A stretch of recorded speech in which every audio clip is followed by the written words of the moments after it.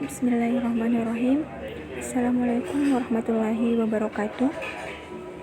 Baiklah, kami dari kelompok 3 ingin memaparkan hasil materi kami atau hasil dari makalah kami yang berjudul tentang akuntansi komparatif. Kami di sini terdiri dari 3 kelompok, yaitu yang pertama saya sendiri atas nama Fitri Handayati Alnur, dan yang kedua atas nama Bude Rika, dan ketiga atas nama Rasna Soleh. Baiklah, di sini saya sebagai pemateri pertama ingin memaparkan hasil makalah kami yang berjudul mengidentifikasi istilah standar akuntansi dan penentuan standar.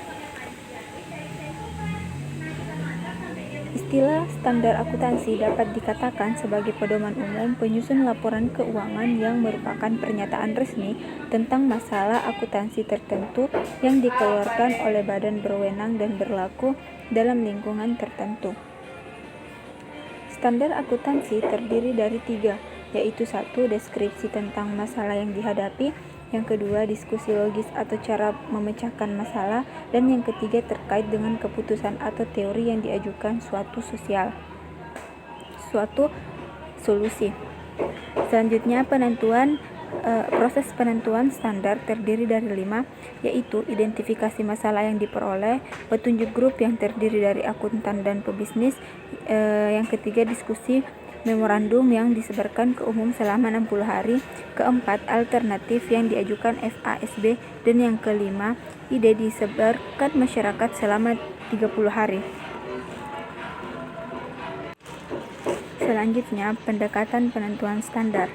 Pendekatan penentuan standar ini terdiri dari 2, yaitu pendekatan pasar bebas dan pendekatan regulasi. Pendekatan pasar bebas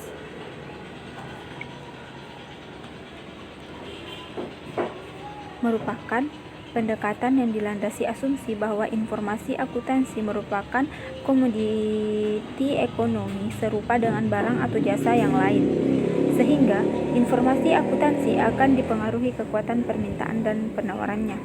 Yang kedua, pendekatan regulasi. Pendekatan ini berpendapat bahwa kegagalan pasar atau informasi yang asimetris dalam kaitannya dengan kualitas dan kuantitas. Pendukung pendekatan ini berkeyakinan bahwa kegagalan pasar dapat dilihat pada faktor berikut ini, yaitu faktor regulasi. Adanya krisis penentuan standar mendorong munculnya kebijakan regulasi akuntansi. Karena itu permintaan terhadap kebijakan atau standar semacam ini didorong oleh krisis yang muncul. Crow mengatakan bahwa regulasi umumnya diasumsikan untuk dirancang dan dioperasikan demi kepentingan industri yang ada. Ada 2 teori regulasi dalam industri, yaitu teori kepentingan publik dan teori kepentingan kelompok. Itulah materi yang dapat saya sampaikan. Selanjutnya akan dilanjutkan oleh pemaparan materi kedua yang disampaikan oleh Bude Rika. Terima kasih. Assalamualaikum warahmatullahi wabarakatuh. Assalamualaikum warahmatullahi wabarakatuh. Perkenalkan, saya Bude Rika yang akan melanjutkan materi berikutnya, yaitu mengapa praktik akuntansi berbeda dengan standar yang ditentukan. Standar akuntansi merupakan hasil penetapan standar, tetapi dalam praktiknya sering berbeda dengan standar yang ditentukan. Hal ini terjadi karena kurangnya standar akuntansi yang transparan di beberapa negara telah dikutip sebagai meningkatkan kesulitan dalam melakukan bisnis di dalamnya. Secara khusus, krisis keuangan Asia pada akhir tahun 1990 telah sebagian disebabkan karena kurangnya standar akuntansi rinci. Perusahaan raksasa di beberapa negara Asia mampu mengambil keuntungan dari standar akuntansi buruk dirancang untuk menutupi hutang dan kerugian besar yang menghasilkan efek kolektif yang akhirnya memimpin seluruh wilayah ke dalam krisis keuangan. Adapun alasan lain yang menjelaskan hal tersebut diantaranya yaitu 1. Di kebanyakan negara, hukuman atas ketidakpatuhan dengan ketentuan akuntansi resmi cenderung lemah dan tidak efektif. Yang kedua, secara sukarela perusahaan boleh melaporkan informasi lebih banyak daripada yang diharuskan.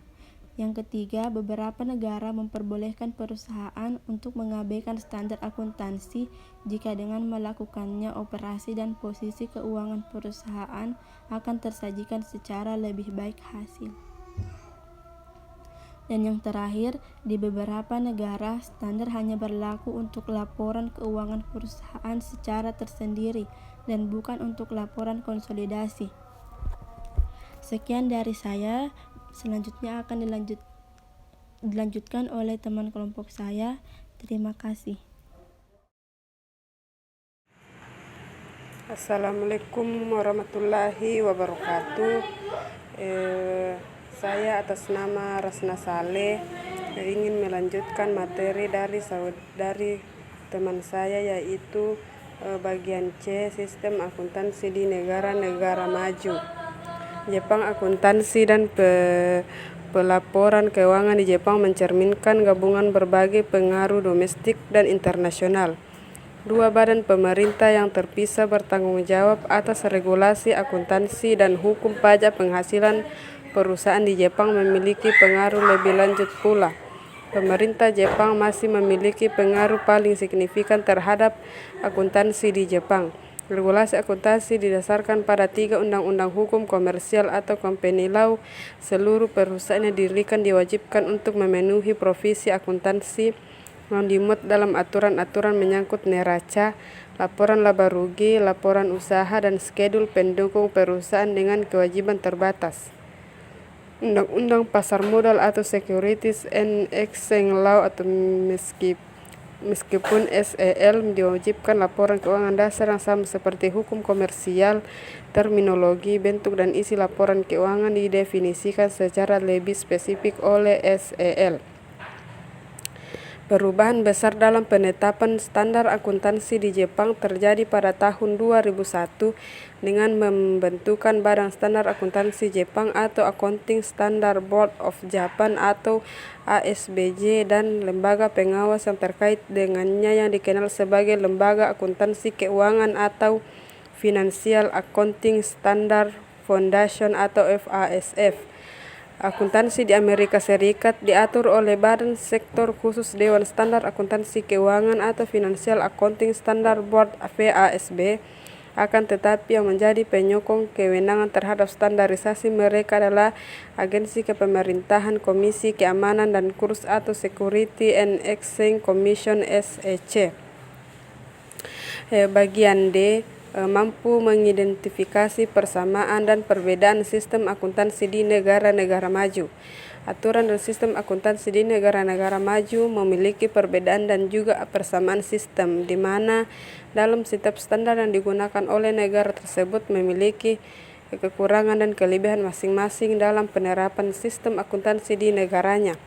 Standar dan aturan akuntansi yang ditetapkan di negara tertentu tentunya tidak sepenuhnya sama dengan negara lain. Peran profesi akuntan dalam menentukan standar dan aturan akuntansi lebih banyak ditemukan di negara-negara yang telah memasukkan aturan-aturan profesional dalam aturan-aturan perusahaan seperti di Inggris dan Amerika Serikat. Chris Potter, Nobes, dan Robert Parker menjelaskan adanya 7 faktor yang menyebabkan perbedaan penting dan yang berskala internasional dan perkembangan sistem dan praktik akuntansi, yaitu pertama, sistem hukum. Peraturan perusahaan termasuk dalam hal ini adalah sistem dan prosedur akuntansi banyak dipengaruhi oleh sistem hukum yang berlaku di suatu negara. 2. Pemilik dana. Berdasarkan sumber perdanaan, perusahaan dapat dikelompokkan menjadi 2 kelompok. Yang pertama adalah perusahaan yang mendapatkan sebagian besar dananya dari para pemegang saham di pasar modal atau shareholder. Kelompok kedua adalah perusahaan yang mendapatkan sebagian besar dananya dari bank, negara, atau dana keluarga. 3. Pengaruh sistem perpajakan.